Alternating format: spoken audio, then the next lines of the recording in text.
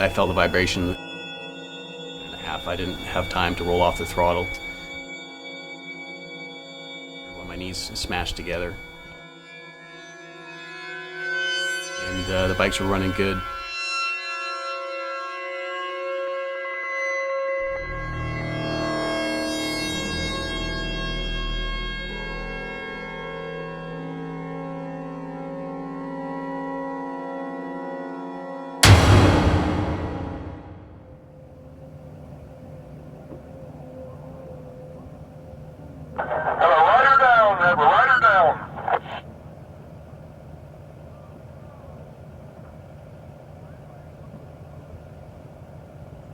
My name's Jason McVicar, and I'm from Vancouver, BC, Canada.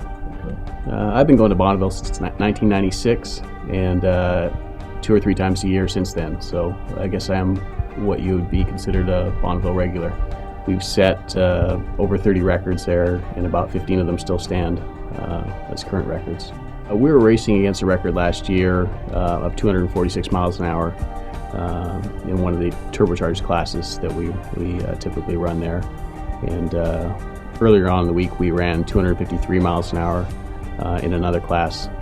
So that was the fastest open motorcycle record by Bonneville ever. The bike that crashed made 634 horsepower, and we had it turned down to about 450 when we crashed it.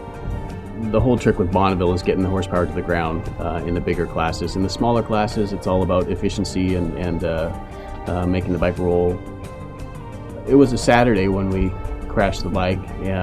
Earlier on in the morning, we made 2 return runs, and we did the second leg of the 2 records that we set that day.